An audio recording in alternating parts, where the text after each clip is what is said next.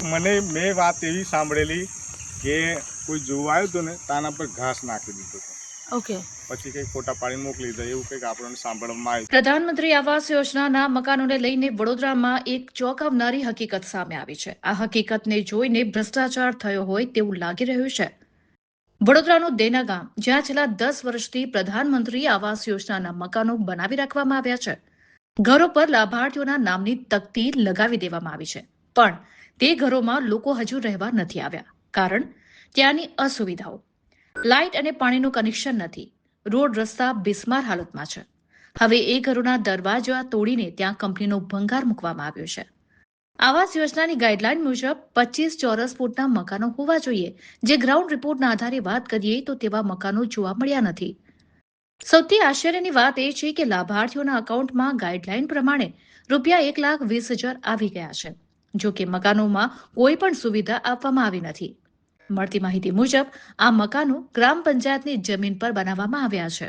પ્રધાનમંત્રી આવાસ યોજના એક એવી યોજના જેમાં લોકોને ઘર આપવામાં આવતા હોય છે, પણ વડોદરા જિલ્લામાં જે દેણા ગામ છે ત્યાં આજે અમે લોકો પહોંચ્યા.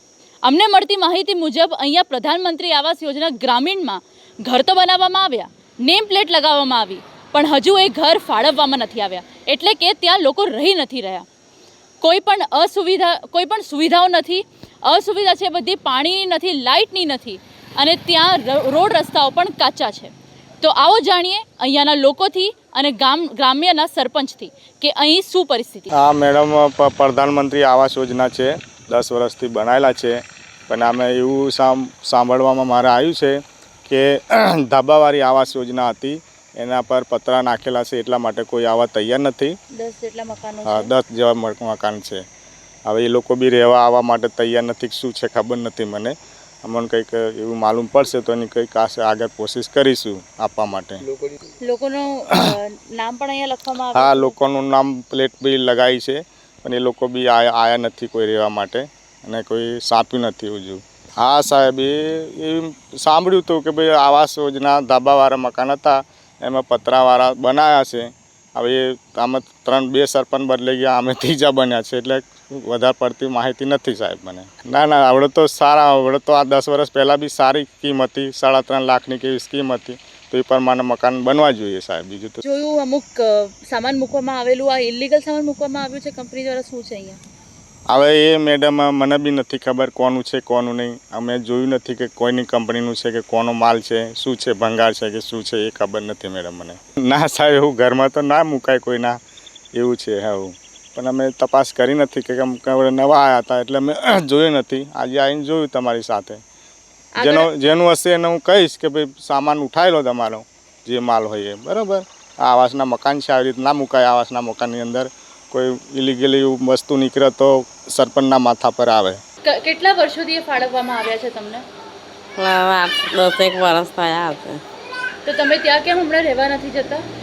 પાણીની ને સુવિધા નહીં ગઈ, અને ઘરમાં પાણી પડે છે, ઉપર પતરાને નાખેલા છે, અને ઘરમાં પાણી ભરાઈ જાય છે. હા, બનાવવામાં આવે છે, પણ પતરાવાળા આવે છે.